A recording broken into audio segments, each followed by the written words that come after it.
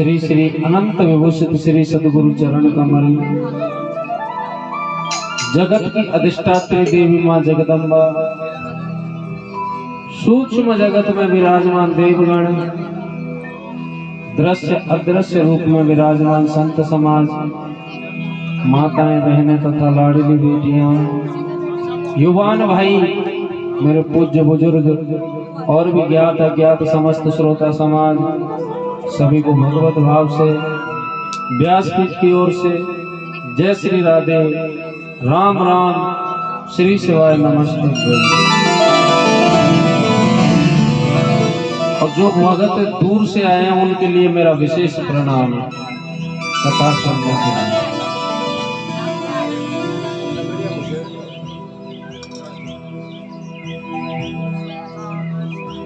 मृत्युंजय महादेव परिवार के तत्वाधान में चल रही भगवान शंकर की प्रत्यक्ष मूर्ति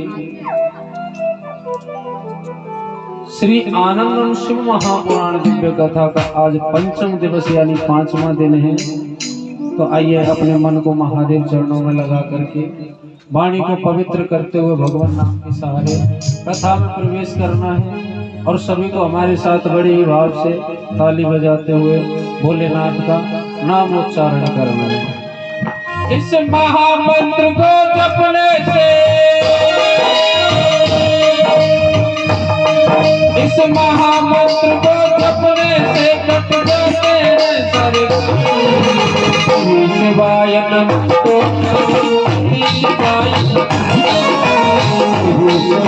नमः, श्री शिवाय नमः, श्री शिवाय श्री शिवाय नमः, श्री शिवाय नमः, आत्म शांति वाले देने वाला, श्री शिवाय नमः, आत्म शांति वाले देने वाला, श्री शिवाय नमः, तन मन पावन करने वाला, श्री शिवाय नमः, तन मन पावन करने वाला, श्री शिवाय नमः, सबके संकट हरने वाला, श्री शिवाय नमः, सबके संकट हरने वाला, श्री शिवाय नमः, मोक्ष मोक्ष को देने वाला, श्री शिवाय नमः, श्री शिवाय नमः, श्री शिवाय श्री शिवाय नमः, श्री शिवाय नमः, श्री शिवाय नमः, श्री शिवाय नमः, श्री शिवाय नमः, श्री शिवाय नमः, चारों वेद पुराण भी बोले,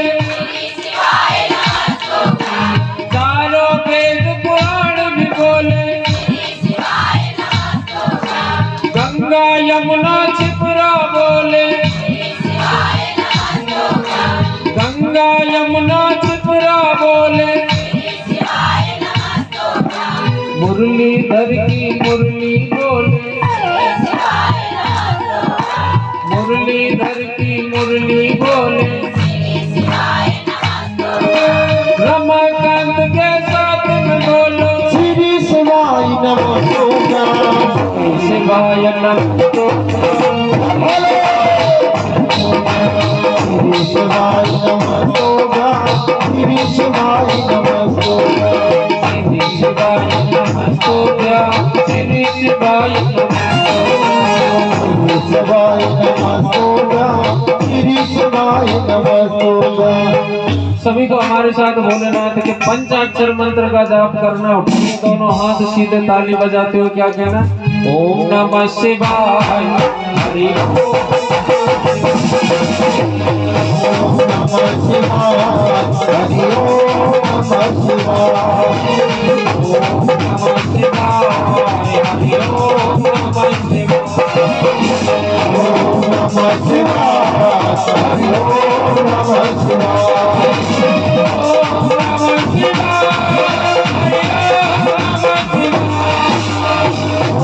नमः शिवाय, हरि ओम नमः शिवाय, ओम नमः शिवाय, हरि ओम नमः शिवाय,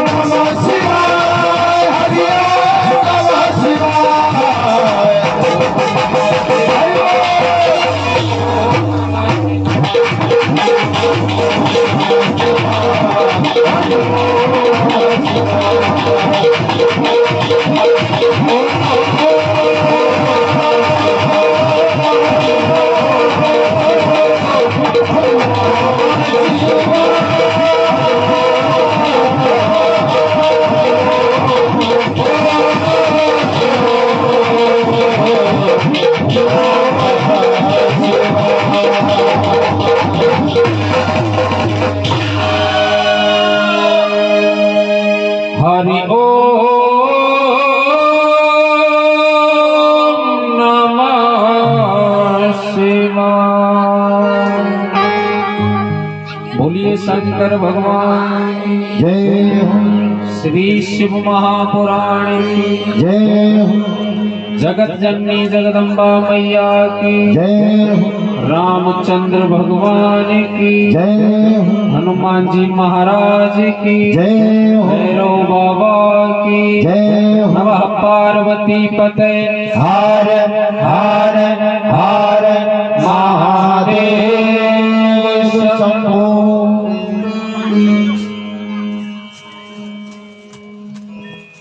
आज आपकी कॉलोनी में कथा को चलते चलते छठा दिन है। हाँ जी, मैं रुक के बताओ क्या कह रहे हो। अच्छा, 5वां दिन है। क्यों कर रही नीचे से? मैंने सोचा ऐसे कर रही, रुक जाओ। मैंने कौन सा बताया? छठा बताया। अच्छा अच्छा, मतलब आज 5वां दिन है, सबको पता है। फिर तो ये भी पता होगा कल कथा को कहाँ विराम दिया गया था। बताओ पंचायती मैया, बताओ।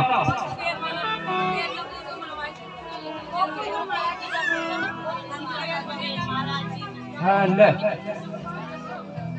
क्यों करी श्योपुर में? हाँ अच्छा, गोकुल में कहीं होगा? गोकुल में अच्छा, लाला वो। अरे सोचे तो सही जगह है।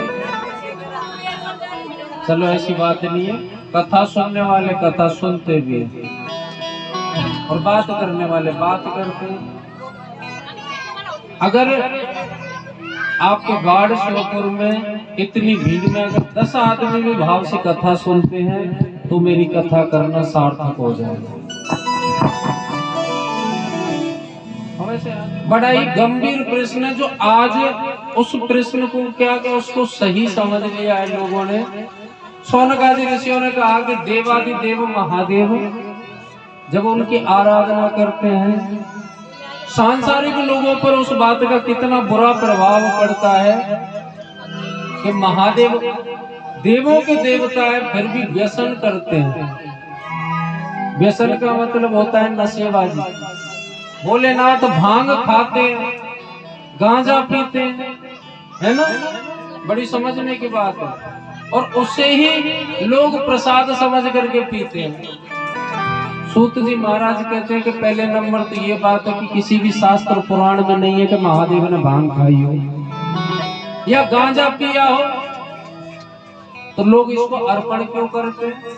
मैंने भी शिव महापुराण के अंतर्गत 24,000 श्लोक है जिनका गुरुजनों के द्वारा गहन अध्ययन किया है, एक एक श्लोक का, और मुझे कहीं भी नहीं पाया गया कि भोलेनाथ ने भांग खाई हो या गांजा पिया हो या धतूरा पान किया हो। लेकिन लोग कहते हैं साहब कि महादेव ने भांग खाई थी, गांजा पिया था। हाँ, सिर्फ इतना जरूर आया है कि जब समुद्र मंथन हुआ था तो उसमें सबसे पहले कालकूट विष निकला था, जहर। महादेव ने उसको ग्रहण किया। कहने का मतलब यह है कि ये व्यसन की सारी वस्तुएं, मदिरा इत्यादि सब कुछ भोलेनाथ ने अपने ऊपर अर्पण करवाया था, जो समुद्र मंथन से निकली थी। जो मदिरा वारों में निकली थी वो तो राक्षसों को दे दी। लोग लेकिन महादेव को बदनाम करते हैं। आज की नई जनरेशन में सबसे बड़ी बीमारी लगी है, वो भांग खाते हैं, गांजा खाते हैं, गांजा पीते हैं। उनसे कहो भैया ये सब नहीं पीना चाहिए, ये जीवन बर्बाद करने वाली वस्तु है। इनको नहीं, इनसे तो दूर ही रहा जाए। लेकिन लोग कहते हैं साहब इसको तो हमारे भगवान ग्रहण करते हैं। कौन से भगवान? बोले महादेव। महादेव का प्रसाद है भांग गांजा, और हम महादेव के भगत हैं इसलिए प्रसाद ही तो ले रहे हैं। पहले नंबर तो उन्होंने कहीं भक्षण नहीं किया, लेकिन फिर भी माना कि चलो आप महादेव के सबसे बड़े भगत हो, आप महादेव के भगत हो तो मान लिया जाता है। महादेव ने जहर भी पिया था, 2 बूंद उसमें से ले लो। आज शौनकादि ऋषियों का प्रश्न रहा है कि जब देवादिदेव महादेव देवों के भी देवता हैं तो ये भांग भक्षण व्यसन क्यों करते हैं? सूत जी महाराज कहते हैं कि कहीं भी नहीं पाया गया कि महादेव ने भांग खाई हो या गांजा पिया हो। लोग बदनाम करते हैं केवल अपने लिए, अपने मतलब के लिए। स्वयं नशेबाज हैं, भांग खाते हैं, गांजा पीते हैं और छोड़ देते हैं महादेव के ऊपर। माना कि आप महादेव के इतने ही बड़े भगत हो तो महादेव का प्रसाद पाने का इतना ही शौक है तो महादेव ने जहर भी पिया था, 2 बूंद लेकर के देख लो, पता चल जाएगा कितने बड़े भगत हो। हाँ, एक जगह सिर्फ इतना जरूर आया है कि महादेव ने भांग पी नहीं थी, नंदी से कहा जरूर था। और वो कहा ऐसा था कि एक बार महादेव बड़ी चिंता में डूबे हुए थे और बड़े ही चिंतित थे, आंखों में आंसू भरे हुए थे। तो कहते हैं नंदी महाराज जो है ना वो सब कुछ देख सकते हैं, महादेव की आंखों में आंसू नहीं। जब आंखों में आंसू थे, महादेव के नंदी पूछते हैं, बोले बाबा आपको कोई चिंता, आप आंखों में आंसू कारण? बोले क्या बताऊं नंदी, कभी कभी तो ऐसा लगता है कि ये सृष्टि बना करके मैंने बहुत बुरा काम कर दिया, बहुत बुरा काम कर दिया। क्यों? बोले सृष्टि को बनाया ये सब आपस में भाई भाई है, और जब भाई भाई आपस में लड़ते हैं तो मन करता है कि इस सृष्टि को बनाया है क्यों, दोबारा से इसको मिटा करके फिर ही करूं मामला। आपने देखा होगा परिवारों में जब छोटे छोटे भाई होते हैं अटूट प्रेम होता है, अटूट प्रेम होता है, और न जाने क्या होता है समय के अनुसार भाई भाई दुश्मन बन जाते हैं। और दुश्मन बनाने में मेन हाथ होता है उनकी अर्धांगिनियों का, उल्टा सीधा भरती रहती हैं, भाई भाई के प्रति मन में जहर भर देती हैं और एक दूसरे के दुश्मन बना देती हैं। और स्वयं के भाई की बात आए, स्वयं का भाई है, पति के भाई का भाई नहीं होता। तो एक बात बताऊं मैं आपको, जब रामचंद्र जी और रावण का युद्ध हुआ था ना, तो युद्ध में रावण परास्त हो गया था, हार गया था और रणभूमि में वो पड़ा हुआ था। रामचंद्र जी ने लखन भैया से कहा था, बोले लक्ष्मण रावण जैसा प्रकांड विद्वान भविष्य में कभी होने वाला भी नहीं है, इसलिए अगर कुछ ज्ञान इनसे मिल जाए तो ले आओ, ये मत देखो कि हमारे शत्रु हैं वो। लेकिन लक्ष्मण तो शेष अवतार थे, भाई की बात थी, इसलिए दोनों वो गए लखन जी, और जाकर के थोड़ी देर में वापस आ जाए। बोले खाए, बोले क्या बताऊं भ्राता श्री काय का विद्वान है, उसको मैंने प्रणाम तक किया, उसने प्रणाम तक नहीं स्वीकार किया मेरा। रामचंद्र जी कहते हैं, बोले ऐसा हो तो सकता नहीं है कि दशानन रावण प्रणाम स्वीकार न करे, ऐसा मूर्ख तो नहीं है, विद्वान। बोले ये बताओ तुम्हारी स्थिति क्या थी जिस समय प्रणाम किया था? बोले मैं सिर की तरफ खड़ा था। रामचंद्र जी कहते हैं किसी के सिर पर बैठ करके आप प्रणाम करो तो उसको कैसा लगेगा? बुजुर्गों के चरणों में झुकना ही परम कर्तव्य होता है, परम धर्म है, और जीवन का आनंद भी चरणों में मिलता है। दोबारा जाओ और चरणों की तरफ होकर के प्रणाम करना, फिर बताना क्या है। लक्ष्मण भैया ना चाहते हुए दोबारा गए, चरणों की ओर खड़े हुए प्रणाम किया तो दशानन रावण ने आशीर्वाद दिया, आयुष्मान भव, चिरंजीव भव। जिनको लक्ष्मण जी अपना शत्रु मानते हैं, वो हार चुके हैं, परास्त हो गए, वो कह रहे हैं कि आयुष्मान भव, चिरंजीव भव। कहिए क्या बात है। लखन भैया बोले भ्राता श्री ने भेजा है मुझे आपके पास कि कुछ मिल जाए ज्ञान तो ले आओ। बोले मैं आपसे बाद में बात करूंगा, पहले मुझे प्रभु श्री राम से बात करनी है, उनको बुला दो, इतनी कृपा कर दो। रामचंद्र जी को बुला करके लाए लखन भैया। दशानन रावण ने एक ही बात पूछी, बोले स्वामी मुझे एक बात का जवाब दे, जीत मेरी हुई है या आपकी हुई है? रामचंद्र जी से कहते हैं कि जीत मेरी हुई है कि आपकी हुई है? लक्ष्मण भैया बीच में टनक के बोल पड़ते, बोले सब दुनिया को पता है तुमको परास्त किया है हमने, जीत हमारी हुई है। रावण बोले कि आप गलत कह रहे हैं, जीत आपकी नहीं, जीत मेरी हुई है। और कैसे हुई है कि मैंने जीते जी आप दोनों को लंका में कदम नहीं रखने दिया। अभी भी मैं मूर्छित पड़ा हूं, जब तक मेरे प्राण नहीं निकलेंगे तब तक लंका नहीं जा सकते आप। जीते जी मैंने आपको कदम नहीं रखने दिया लंका में, भले आप नारायण अवतार हो प्रभु।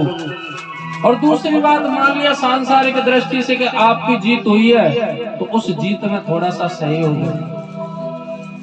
युद्ध के समय, परिस्थिति के समय आपका भाई प्रभु आपके साथ था, मेरा भाई मेरे साथ नहीं था। अगर मेरा भाई मेरे साथ होता तो दुनिया की कोई भी ताकत मुझे हरा नहीं सकती। और ये सत्य बात है साहब, जिस भाई भाई में एकता होती है ना, उससे कहते हैं शत्रु डरता है कि इन पर प्रहार कैसे किया जाए। और जिन्हें भाई भाई में आपस में प्रेम नहीं होता है, फूट होती है, एक दूसरे के दुश्मन होते हैं, तो गैल चलता हुआ भी साउट होकर लगा जाता है उस परिवार में। इसलिए मेरी उन माताओं से प्रार्थना है जो भाई भाई को दुश्मन बना देती है। भाई भाई जीवन में काम आता है, दूसरा काम नहीं आता। पहला है परमात्मा और दूसरा है भाई।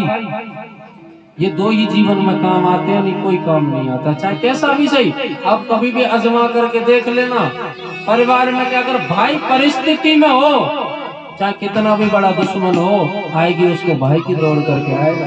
संतान उसकी मिलने से कलेश करती है, उससे छुप करके आएगा साहब, लेकिन मिलने जरूर आएगा। तो मेरा कहना है उन माताओं से, जीवन बहुत लंबा होता है, पता नहीं किस समय किसकी आवश्यकता पड़ जाए। तो कहने का मतलब है पहले नंबर तो किसी से बिगाड़नी भी नहीं चाहिए। एक दिन तो घूरे का भी आता है साहब, घूरा समझते हो? गांव में एक जगह बना देते हैं कचड़े की, जो कचड़ा इकट्ठा होता है उसको घूरा कहते हैं। एक दिन तो उस घूरे का भी समय आता है जब उसको पूजा जाता है। इसलिए किसी से बिगाड़नी नहीं चाहिए, और खास करके भाई भाई से। ये तो परिवार में साहब ऊंच नीच चलती है। कमियां अगर दूसरे के अंतर्गत देखना चाहोगे तो कमियां ही कमियां निकलेंगी, आपको अच्छा ही नजर नहीं आएगा। और जो अच्छे लोग होते हैं ना साहब, उनको कहीं बुराई नजर नहीं आती है, वो दूसरे में अच्छा ही देखते हैं। अब मैं हूं, मेरे अंतर्गत हो सकता है कि 10 बुराइयां तो एक आध अच्छाई भी होगी। हर व्यक्ति के अंतर्गत होती है, तो बुराइयों को गोली मारनी चाहिए और अच्छाई को पकड़ना चाहिए, जिससे हमेशा साथ लंबा चले। आज महादेव कहते हैं नंदी से मैं बड़ा चिंतित हूँ कि इस सृष्टि को मैंने बनवाया और इसमें रहने वाले सब भाई भाई हैं, खास करके देवता और राक्षस, ये भी दोनों रिश्ते में भाई भाई हैं, दोनों मौसी मौसी के बेटे हैं। कर्दम ऋषि की पत्नियां हैं, उनमें एक है दिति, जिसके तो ये असुर हुए राक्षस, दूसरी पत्नी अदिति, उसके देवता हुए।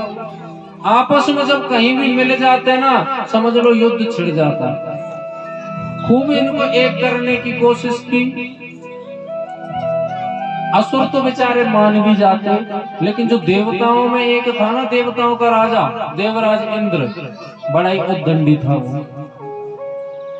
एक मिनट देखना ही पसंद नहीं करता, कोई ना कोई ऐसी अटपटी बात कह देता जिससे युद्ध होने लग जाता। और सही बात है साहब, ज्ञानी से ज्ञानी मिले, होए ज्ञानी की बात, और मूर्ख से मूर्ख मिले के घूसा के लात। उनकी तो ऐसी सिस्टम है। अब अटपटी बात देवराज इंद्र करता, असुर फिर लेकर चढ़ जाते। और कभी कभी असुरों का समय आता तो देवराज को भागना पड़ता, फिर पर्वतों की गुफाओं में जाकर के छुपता डोलता। ऐसा चल रहा था। महादेव कह रहे थे कि मैंने इनको बनाया ही क्यों, आपस में इनमें फूट डली है। और जब इनमें युद्ध होता है ना, और सही बात है साहब, जब आपस में संतान लड़ती है तो माता पिता को कष्ट होता है, खूब कष्ट होता है, अपार कष्ट वो कह नहीं सकती। भोलेनाथ कहते हैं कि हृदय दुखता है मेरा जब ये आपस में लड़ते हैं। नंदी बोले बाबा इतनी सी बात, अरे तुम कहो तो इन राक्षस और देवताओं को एक ही पात्र से भोजन करा दूं, आप कहो तो सही। और सत्य बात है, नंदी बाबा की आंखों में आंसू देख ही नहीं सकता।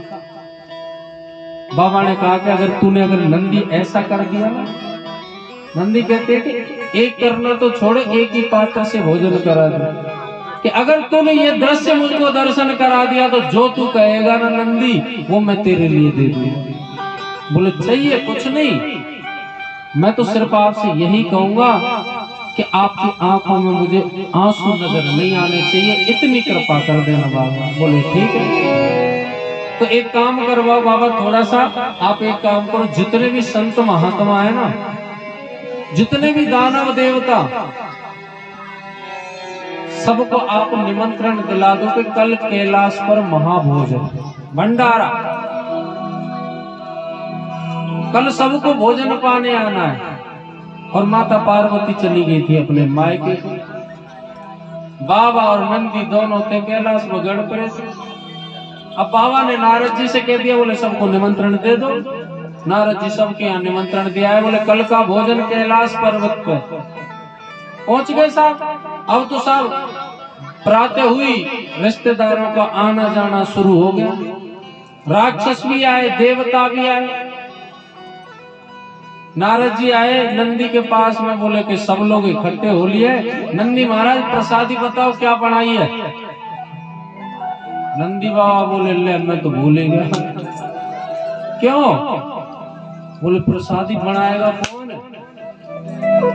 भैया तो यहाँ है ही नहीं, और मैंने कभी प्रसादी बनाई नहीं है कभी जीवन में, क्या करें। नारद जी बोले तूने तो बात पिटवा दी भाई। अब ये सब लोग मेहमान रिश्तेदार आगे कहां से खिलाएगा। बोले चल कोई बात नहीं है। नंदी के वो नारद जी कहते हैं कि बाबा को पता चली तो बाबा बड़े उदास हो जाएंगे, नाराज हो जाएंगे। बोले बाबा को नाराज नहीं करूंगा, मैं बनाऊंगा प्रसादी। बोले सबसे कह दो कि पंगत लगाओ तुम तो। अब नंदी सोच रहा है कि समय भी कम है, ऐसा क्या बनाऊं जिससे कम समय में बन जाए। उन्होंने ध्यान लगाया कि मैया जब भोजन कराती थी तो माता पार्वती कैलाश पर भोजन बनाती थी। बोले ऐसी क्या चीज बनाती थी जो कम समय में बनती हो और स्वादिष्ट बनती हो। उनको ध्यान आया कि मैया एक हरी हरी सी चटनी बनाती थी, बड़ी स्वादिष्ट लगती थी। बोले ठीक, ये ठीक रहेगी कम समय में। कैलाश पर्वत पर गए और हरे हरे से वृक्ष खड़े थे, उनकी पत्तियां सूत लाए, जिसे कहते हैं भांग। सूत लाए, एक जगह इकट्ठी की और घोटा मारना प्रारंभ। दे दमादम। बोले देखो स्वाद आया कि नहीं भैया जैसा। घोटा लगाए और चख ले, बड़ी अटपटी लगे हो तो। बोले अभी तो स्वाद ही तो अलग ही लग रही है। बोले हो सकता है कि घोटा लगाने से इसमें स्वाद बढ़ता हो। अब तो घोटा लगाते जाएं और चखते जाएं। बोले अभी नहीं आया स्वाद, और घोटा लगाते जाएं। कहते हैं वो तो खूब भांग खा गए। इधर देवराज इंद्र राक्षसों को देख करके मटक गया। और सही बात है, घर में कोई रिश्तेदार, कोई भी फंक्शन हो, प्रोग्राम हो, तो कोई ना कोई रूठता मटकता नजर आता है, ज्यादातर जीजा फूफा। देवराज इंद्र इसी बात पर मटक गया। बोले जब इन राक्षसों को बुलाया तो हमको क्यों बुलाया, हमारा तो अपमान करा दिया। एक जगह हिट के दूसरी जगह बैठ गया कैलाश में जाकर के। अब तो नंदी ने साहब घोटा लगाए और चखता जाए, घोटा लगाए और चखता जगाए। स्थिति ऐसी हुई, बोले अभी स्वाद नहीं आया। नारद जी आए, बोले पंगत तैयार है। बोले अभी थोड़ी देर रुक जाओ। एक पात्र में वो भरी, बोले बाबा से पूछ के आऊं, बोले इसमें स्वाद क्यों नहीं आ रहा। बाबा के पास गए, बाबा ने कहा प्रसादी तैयार है। बोले बाबा प्रसादी तो तैयार है, लेकिन वो स्वाद नहीं आ रहा जो मैया चटनी बनाती थी जब स्वाद आता था। बोले दिखाना काहे बना दिया तूने ऐसा? बाबा के जैसे सामने वो पात्र किया तो पात्र को लेने के लिए नंदी के हाथ से हाथ लग गया बाबा का। अब तो नंदी की खोपड़ी घूमने लगी, कैलाश घूमने लगा, बाबा दो दो दिखे। नंदी बोले बाबा स्वाद तो आया लेकिन पहले जैसा नहीं आया, लेकिन अब की बार तो आनंद ही आ गया। लगाओ लगाओ पंगत लगाओ। तो कहते बड़ी सुंदर पंगत लगाई और बड़ा आनंद आया। और जिसका नाचने का मन करे वो अपनी जगह पे ही नाचे खड़ा होकर के। ओ नंदी ने करो कमाल, चढ़ गई भोले की बूटी। अच्छा चढ़ेगी इनको भी? चढ़ गई बाबा की बूटी, चढ़ गई भोले की बूटी। नंदी ने करो कमाल, चढ़ गई भोले की बूटी। नंदी ने करो कमाल, चढ़ गई भोले की बूटी। चढ़ गई भोले की बूटी, चढ़ गई बाबा की बूटी। चढ़ गई भोले की बूटी, चढ़ गई बाबा की बूटी। नंदी ने करो कमाल, चढ़ गई भोले की बूटी। नंदी ने करो कमाल, चढ़ गई भोले की बूटी।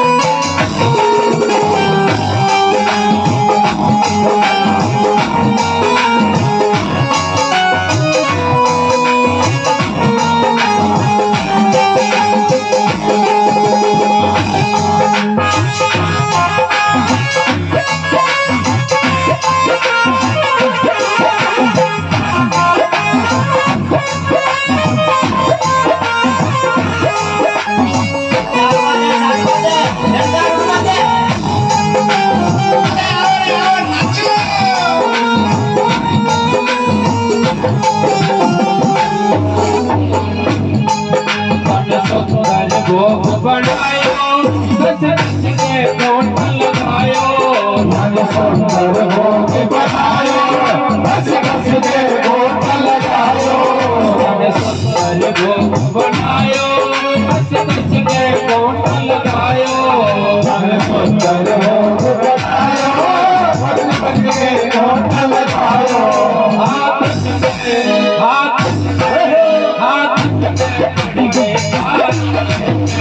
भोले की नंदी ने करो कमाल, चढ़ गई भोले की बूटी। पहले कहीं ना चढ़ेगी, ये 5 दिनों में कब तक नाचा चढ़ गई। हरे महादेव।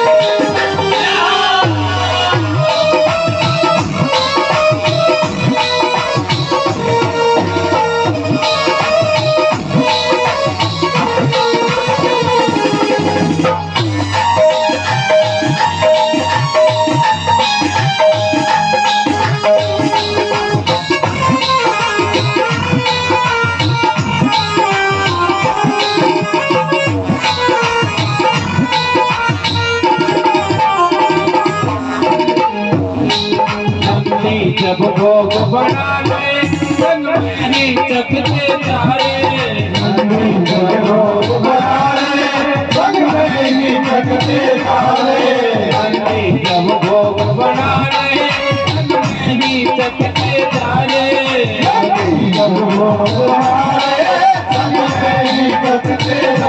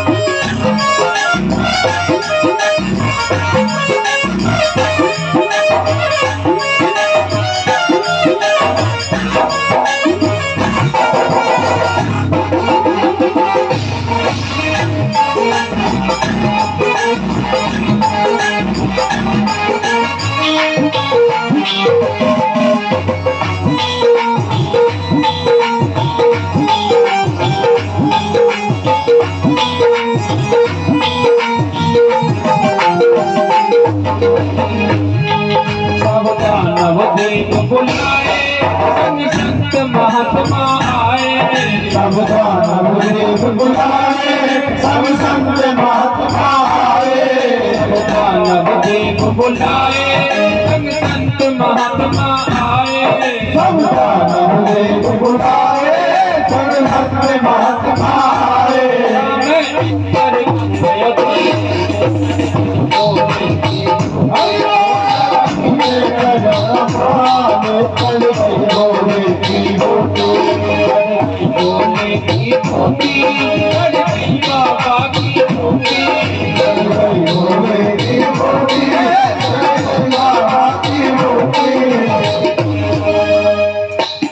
कहते हैं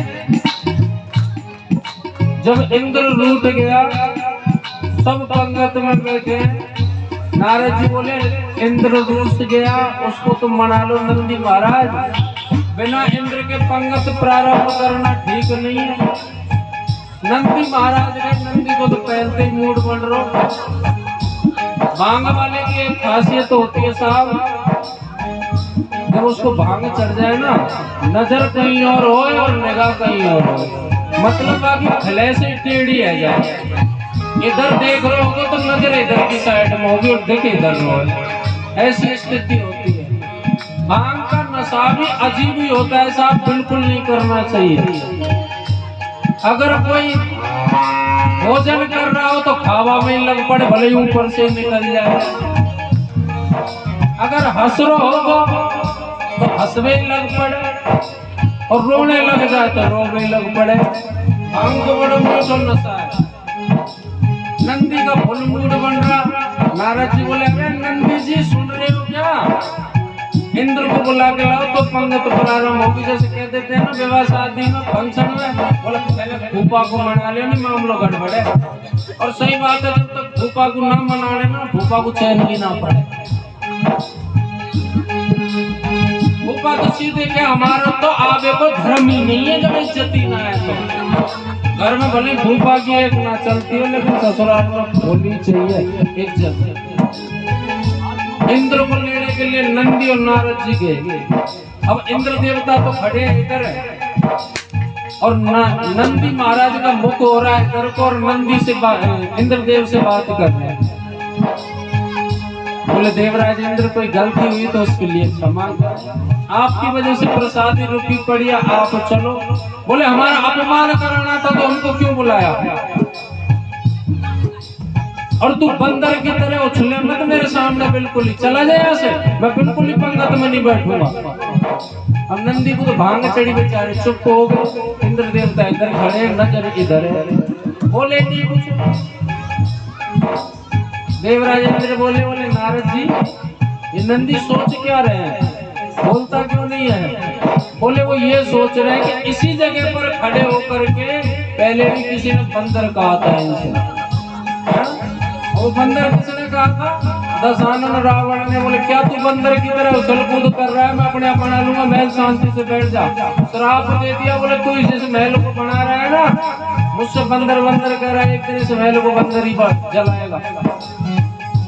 नारद जी बोले हो सकता है ये उसी को याद करके उसी के बारे में सोच रहा है कि इसी जगह पर खड़े होकर के किसी ने पहले भी बंदर कहा था। इंद्र देवता को समझ में आ गई, तुरंत बोले चलो चलो चलो पंगत में चलो, बैठ गए सामने। अब क्या होता है कि जो धनवान लोग होते हैं, धनवान तो था ही इंद्र, धनवान लोगों को क्या लगता है कि परमात्मा हमारे धन के पीछे भागेगा, वो अपने धन से खरीदना प्रारंभ, भगवान को अपने धन से तोलते हैं।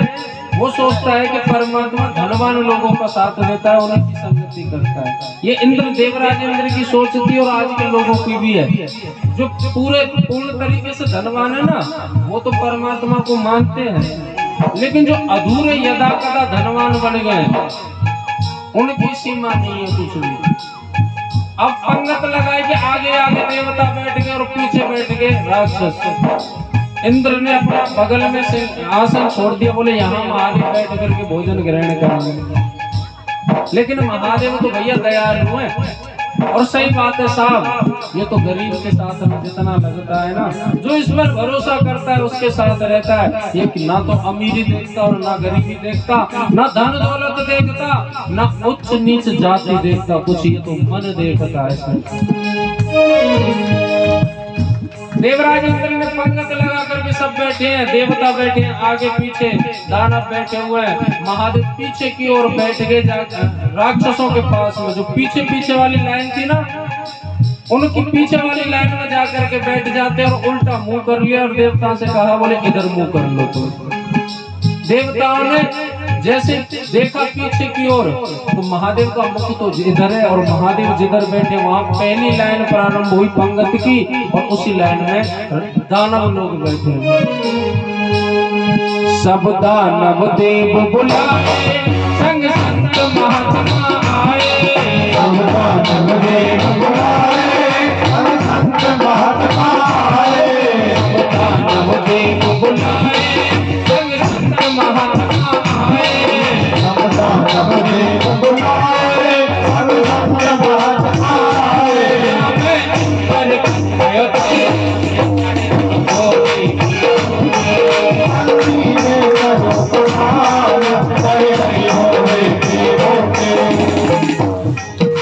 तुमको चढ़िए कि नहीं चढ़िए? अभी चढ़ गए तो करो सीधे सीधे हाथ ताली बजाने के लिए हर हर महादेव।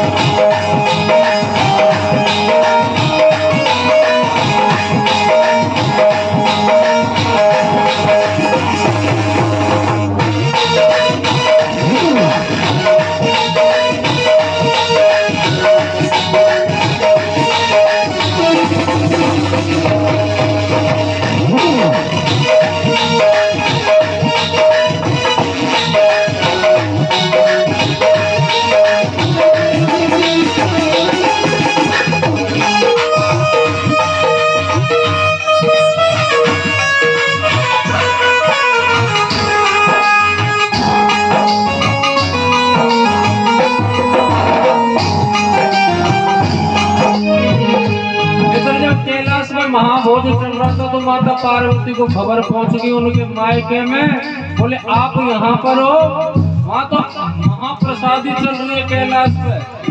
बोले कौन कर रहा, रसोईया कौन है? बोले नंदी। मैया तुरंत दौड़ लगाए, बोले यानी कर दी गड़बड़, कोई न कोई कौतुक कर दिया बाप बेटे ने मिलके। मैया आ गई तो वहाँ क्या स्थिति हुई साहब, नंदी ने एक बार एक ही पात्र था, एक बार सबको उसी पात्र से पिला दी। अब तो सबको पिला दी साहब, और उस पात्र से जो नंदी लेकर के गया था बाबा के पास में, और उससे बाबा का हाथ लगा हुआ था, करंट तो वैसे 440। सबने एक बार पी और साहब सबको चढ़ गई, सब भूल गए कि कौन दुश्मन और कौन कुछ। दानव अपने हाथ से उस पात्र से भरते और देवताओं को पिलाते, ले भैया पी। दानवों को देवता पिला रहे हैं और देवताओं को दानव पिला रहे हैं, और नंदी कहते हैं बाबा जरा दर्शन कर लो, यही इच्छा थी ना आपकी। इतना प्रेम बरस रहा था उस दिन कैलाश पर, आंखों में आंसू आए। नंदी बोले नहीं, इसी के लिए मना किया, यही रोक रखो। नंदी ने प्रसादी पिलाई, कैलाश पे मस्ती छाई। नंदी ने प्रसादी पिलाई, कैलाश पे मस्ती छाई। नंदी ने प्रसादी पिलाई, कैलाश पे मस्ती छाई। नंदी ने प्रसादी पिलाई, कैलाश पे मस्ती छाई।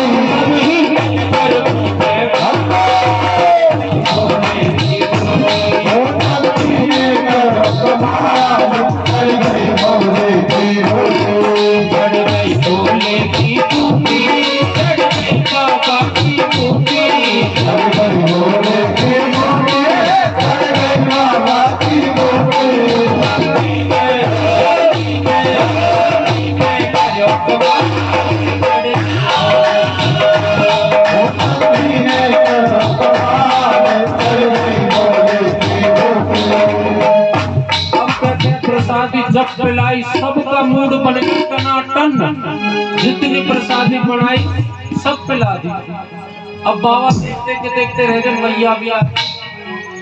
बाबा के तो मीठा मीठा चलवा दो।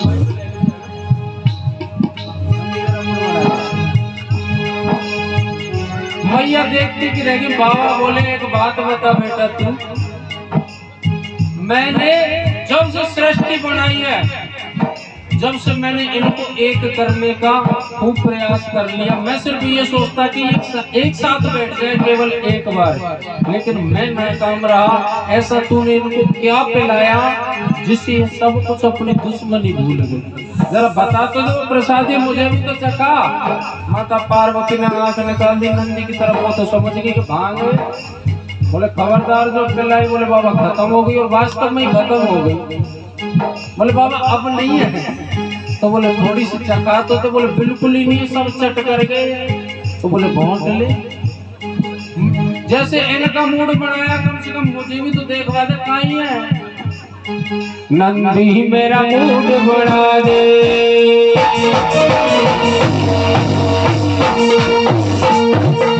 नंदी मेरा मूड बना दे, नंदी मेरा मूड बना दे।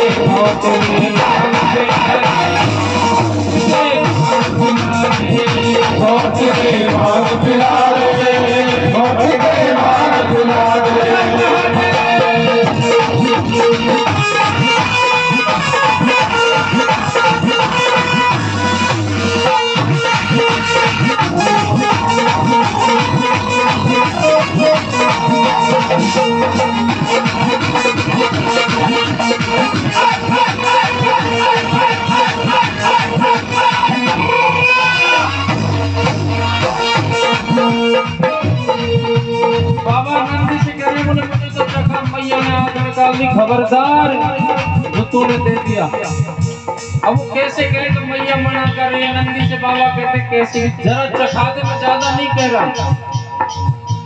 तू ही मेरा सेवक है, तू ही मेरा यार है, तू ही मेरा सेवक है, तू ही मेरा यार है, तू ही मेरा सेवक है, तू ही मेरा यार है, तू ही मेरा सेवक है, तू ही मेरा यार है। उड़ गई गोरा रखी तेरी अब आस है, उड़ गई गोरा रखी तेरी अब आस है। मेरी टेंशन दूर भगा दे।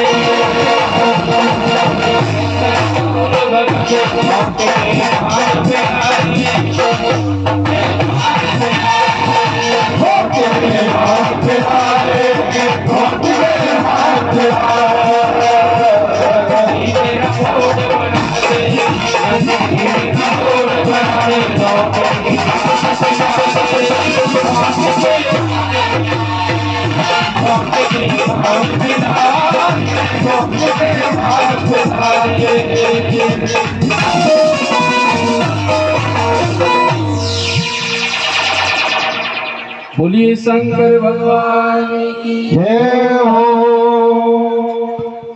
मैया के इशारे पर भोलेनाथ को दी नहीं। लोग कहते हैं कि महादेव ने भांग खाई, गांजा पिया, कहीं भी नहीं लिखा है साहब, कहीं भी पिया हो। ये तो जो गंजेड़ी भंगेड़ी है ना, स्वयं तो व्यसन करते हैं, खुद नशेबाज और बाबा को बदनाम करते हैं। अगर कोई कहे कि महादेव का प्रसाद है, महादेव पीते हैं, दो कान के नीचे लगा दो खींच के, कुआं में गिर के बाबा को क्यों बदनाम करता है? इतना ही बड़ा भगत है तो 2 बूंद जहर ले ले, बाबा ने जहर भी पिया था, सबको पता है, पता चल जाएगा कितना बड़ा भगत है। लेकिन बाबा को बदनाम करना बंद कर। संसार पर इसका अवगुण ना आए, बुरा असर ना पड़े, इसलिए महादेव ने अपने ऊपर अर्पण करवाया था, खाया नहीं था, भक्षण नहीं किया था उसका। इसलिए आक धतूरा इत्यादि जो संसार की किसी काम की वस्तु नहीं होती साहब, वो महादेव के काम की। महादेव उसे हृदय से लगा करके। सर्प बिच्छू इत्यादि रोड पे दिख जाए, लोग तुरंत मार देते हैं साहब। एक दिन पहुंच गई है बाबा के पास में, बाबा हमें इतने ही बुरे हैं तो हमको बनवाया क्यों? बोले क्यों? बोले सांसारिक लोग जहां भी देखते तुरंत मार देते हैं। बोले जाने की आवश्यकता क्या पड़ती है आपको संसार में, मत जाओ ना। बोले तो कहाँ रहे बाबा? बोले यहाँ रहो कैलाश में।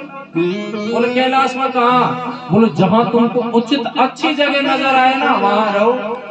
तो सर्प तो कहते हैं एक तो सीधा गया गले में जा करके, बोले ऐसी जगह कहाँ मिलेगी यार, ठीक हूँ ना बाबा? बाबा ने कहा तेरी मर्जी। कुछ छड़े साहब सीधी जा करके जटाओं पर ऊपर जा करके बैठ गए, कोई बाजुओं में चिपक गए, बोले आनंद आ गया साहब। बिच्छू जेसीबी का आकार है, सीधे चले डंक तान के, वो भी चढ़ने लगे। बोले तुम कहाँ जा रहे हो? सर्प पूछ रहे, बोले तुम कहाँ? बोले हम भी अच्छी जगह देखेंगे, हम कोई पागल है का? वो सीधे घुस गए जटाओं में अंदर जाके, कोई कहीं घूम रहा है, कोई कहीं घूम रहा है, कातर इत्यादि सबको कहते बाबा ने अपना श्रृंगार बना लिया, अपना श्रृंगार ही बना लिया बाबा ने। कहते जो संसार उसे ठोकर लगाता है साहब, उसे मेरा भोलेनाथ अपनाता है। बोलिए शंकर भगवान। सोन का